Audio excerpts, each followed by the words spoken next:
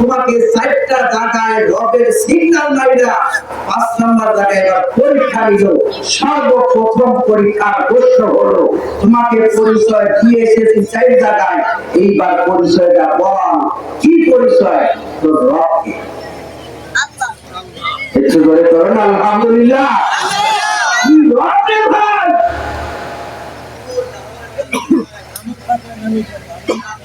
আমরা এই রব শব্দটাকে গুরুত্ব দিই না, সূরা ফাতিহা পড়ে যাচ্ছি, কিন্তু আল্লাহ এই রব দিয়া বান্দার সৃষ্টির রত্ন থেকে শুরু করে কবর পর্যন্ত আল্লাহ বানায় দেয়।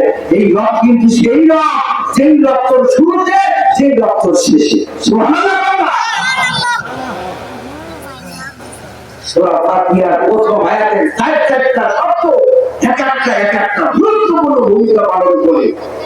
সূরা ফাতিহা তেলাওয়াত করতে গেলে বাংলা চোখের পানি এসে যায়, একটাই কারণ এর ওজন মনে অনেক করে বল।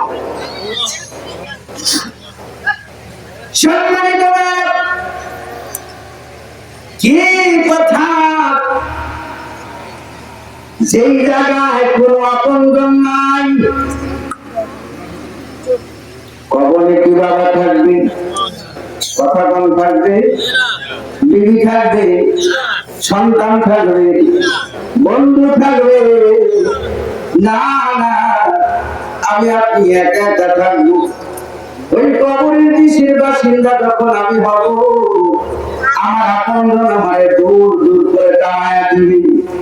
এবার যখন আমার আপনার মাথা করবো পাটিটা কাইরা নিয়ে যাবে, যে সন্তানের জন্য আপনি টাকা কামাই করলেন, গাড়ি বাড়ি কামাই করলেন, যে সন্তানের জন্য 3 তলা বিল্ডিং বানাইছে, যে সন্তানের জন্য আপনি ঘর করলেন, শ্রম কিনলেন, ওই পরিক্রম বাজারে আপনি বড় জায়গা কিনলেন পৌরসভার ভিতরে, যে সন্তানের জন্য কাজ করে আপনি বড় বিল্ডিং করলেন, যে সন্তানের জন্য ঢাকা কানাডায় কত জায়গায় বাড়ি করলেন, যে সন্তানকে ম্যাজিস্ট্রেট বানালেন, যে সন্তানকে মন্ত্রী বানালেন, যে সন্তানকে বড় চাকরিজীবী বানালেন, এখন আপনি যখন মরে যাবেন একবার বলেন তো ওই সন্তানকে কোনদিন একটা বার ডাক দিয়ে বলবে, ও মসজিদের ইমাম সাহেব হুজুর, মসজিদের ইমাম সাহেব হুজুর গো, আমার বাবা কতদিন খায় নাই, আমার বাবা কতদিন আমার পড়া খরচ জোগানোর জন্য রাত্রিতে ঘুমাইতে পারে না, আমার বাবা কতদিন নিজে ভালো একটা পোশাক করতে পারে নাই, আমার বাবা কতদিন নিজে ছিঁড়া পোশাক পরে বসে আমার নতুন পোশাক কিনা দিছে, আমার পড়াশোনা করানোর জন্য কত টাকা কত জায়গায় থেকে ধার করেছে, ওই ধারগুলো পরিশোধ করার জন্য আমার বাবা কত লাঞ্ছনা অবহেলা সহ্য করেছে। আর কি আমার বাবা মরে গেল, আমার বাবার সারা কাপড়ের কাপড় পরাইয়া ওই কবরে নিয়ে যান, আমি সন্তান এত বড় ম্যাজিস্ট্রেট হয়েছি, সহ্য করতে পারি না, আমার বাবার সাথে আমার কবরে দিয়ে আসে। বলেন তো কোনো সন্তান এমনি করে কোনোদিন বলবে বিবিকে তারা আপনি একটা ঘুমাইতে পারেন না, যে বিবির জন্য বাবা মাকে ছাড়লেন, যে বিবির জন্য বাবা মার সাথে সম্পর্ক খারাপ করলেন, যে বিবির জন্য বাড়ি ছাড়লেন, যে বিবির জন্য গাড়ি ছাড়লেন, যে বিবির জন্য নিজের সম্পদ সবকিছু উজাড় করে দিলেন, একটা মনে পড়ে রে যখন আমি আপনি মরে যাবো, ওই বিবিকে একটা বার ডাকতে বললো, মসজিদের হুজুর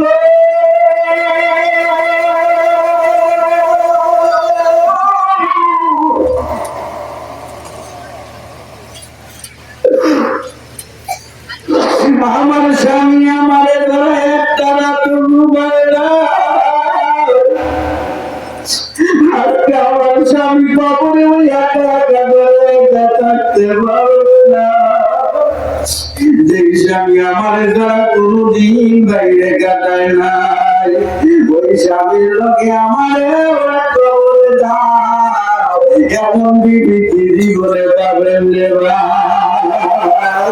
কেউ নাই, কেউ নাই, শুধু এই কবরের ভিতরে আপনি একা, কোনো বাকি নাই, নাই, কোনো বন্ধু নাই, আলো নাই, লাভ নাই, তোষক নাই, আমার ডানেতে জান্নাত, আমার বামে জাহান্নাম।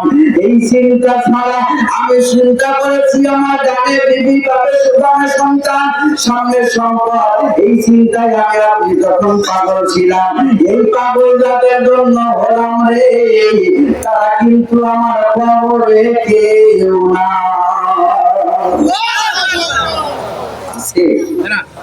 না, এই পৃথিবীতে পরীক্ষা দিতে গেলে ছাত্রদের হুজুরেরা অনেক সময় সাহায্য করেন, অনেক সময় নকল সাবলাই স্যারেরা সাবলাই দেয়, কিন্তু ওই যে 3.5 হাত মাটির নিচে 3টা প্রশ্ন করবে, যার জন্য এত গাড়ি বাড়ি করছিল, সে সাবলাই দিবে? কথা কয় না, দিবে? দিবে পত্রিকা একটু মাথার ভিতরে নেন, সেই মাত্র আপনি মরে যাবেন, সাথে সাথে ঘর থেকে বাইরে কথা বলে না। আমরা কই তাড়াতাড়ি মাটি দিয়ে আসো, তার মানে কি এই ঘরের মালিক আসে না, তাহলে এই ঘরে থেকে লাভ নেই। মাটি যখন দিয়ে আসে কবরের উপরে কি করে? পাড়ায় না? কথা বলে না, পাড়ায় না? কেন উপরে যারা পাড়ানো লাগবে কেন? পাড়ায় একটু হাতের সব হয় না, পাড়ায় কেন? হাকিকত বলবেন না, যার জন্য সুদ ঘুষ হারাম হালাল বাতিল নেই, ও সে পরিবারের লাজ্জার বাড়ি বোঝেন কিছু? মারামারি সব কারণ হয়, এটা রসুলের সুন্নাহ, ঠিক আছে। হাকিকত বোঝেন, আপনার মাটি না দিয়ে তারা খায় না, কথা বলে না, মাটি না দিয়া খায় না। আপনি এত অবস্থ একদম ঘৃণিত জিনিস হয়ে গেছে, আপনারা মূল্যই নেই, আপনারা তাড়াতাড়ি বাড়িতে নামাইতে পারলেন, অথচ তাদের জন্য নামাজ ছাড়লেন, তাদের জন্য রোজা ছাড়লেন, তাদের জন্য হারাম খাইলেন, তাদের জন্য সুদ খাইলেন, তাদের জন্য ঘুষ খাইলেন, তাদের জন্য দুর্নীতি করলেন, তাদের জন্য দেশের সম্পদ নষ্ট করলেন। কথা বলেন ঠিক না?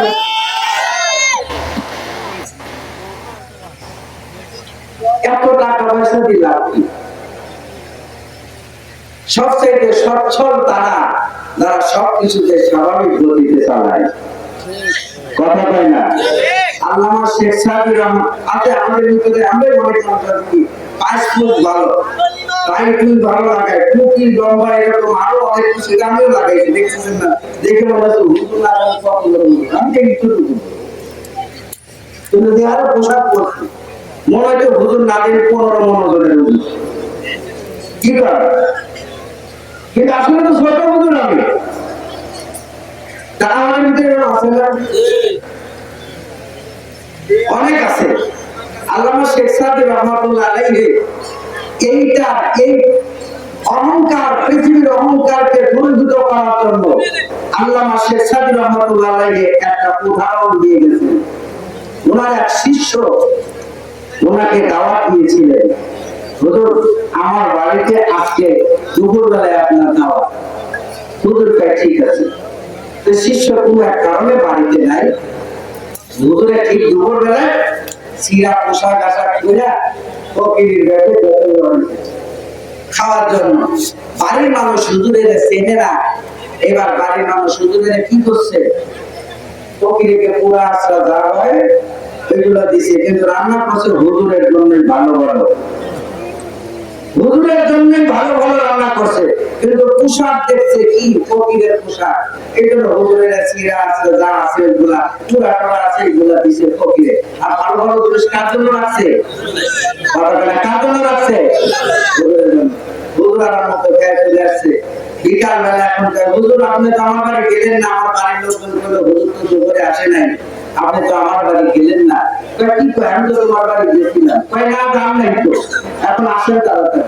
শিষ্যের সাথে এবার ভাগ হয়ে যায়, এরকম পোশাক করে এবার গেছে, যেই মাত্র গেছে হুজুরকে ভালো ভালো খাবার গুলো দিছে, হুজুর এই খাবার গুলো তুই হাতে তুলে জামা রেখে জামা খা, জামা খা।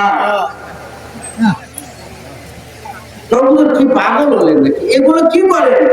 এইগুলো এই কারণে করি, এই খাবারগুলো আমার না, খাবারগুলো হলে জামা। এই অহংকার লাভ কি? পোশাক আশাক সেই রকম ভাব নিয়ে চলা, এগুলোতে কোনো লাভ নাই। লাভ হলো আমল, লাভ হলো খোদা সিনা, লাভ হলো রস সিনাতে। কথা ঠিক কিনা? সম্মানিত ভাইরা, আমি আপনি যখন কঠিন বিপদে পড়ে যাই, এই পৃথিবীর ভালো চাই, আখিরাতের জন্যও ভালো চাই, তখন আমরা মালিকের কাছে কি বলে ডাক দেই? রব্বানা আতিনা ফিদ দুনিয়া হাসানাতাও ওয়া ফিল আখিরাতি হাসানা। এই আল্লাহর কাছে যখন দুনিয়াতেও ভালো চাই, আখিরাতেও ভালো চাই, তখন তারে রব বলে ডাক দেই। ধরে কোন আল্লাহু আকবার। শুধু তাই নয়, পাপে পাপে জরাজীর্ণ হয়ে গেছি, মালিকের কাছে সমস্ত পাপের ক্ষমা চাই। সেক্ষেত্রে আমরা বলি রব্বানা যালামনা আনফুসানা, ধরে কোন ঠিকিনা। এই ডাকাতো আল্লাহকে আমরা কি বলে ডাক দেই? কথা কি বলে? রব বলে ডাক দেই। গুরুত্বপূর্ণ পরিচয় হলো তিনি হলেন রব। এইবার আসেন, এই রব কারে কয়? এই রবের পরিচয় আল্লাহ এবার দিলেন। আল্লাহ ডাক দেখায় বান্দারে, যেই রবের প্রশংসা করতেছি সেই রবের পরিচয় হলো এক নম্বরে আর রহমানির রহিম। এই রবের প্রথম দুইটা পরিচয়, এক নাম্বার পরিচয় হলো তিনি রহমান, আর দুই নাম্বার পরিচয় হলো তিনি রহিম। ভাইরা, আল্লাহ রাব্বুল আলামিন এক নম্বরে তার পরিচয় দিতে যায়, এক নম্বরে তার সিফত বললেন, সেটার নাম হলো রহমান, আর দুই নম্বর হলো তার সিফত রহিম। এই রহমান হলো পৃথিবীর মায়া মমতা ভালোবাসা। এই পৃথিবীতে আল্লাহ পাক আপনার যত রকমের অপরাধ করেন না কেন, আমার আল্লাহ রাগ করে কিন্তু আপনার কাছ থেকে আপনার ভাগগুলো কোনোদিন কেড়ে নেয় নাই। এইটা আকাশের সূর্য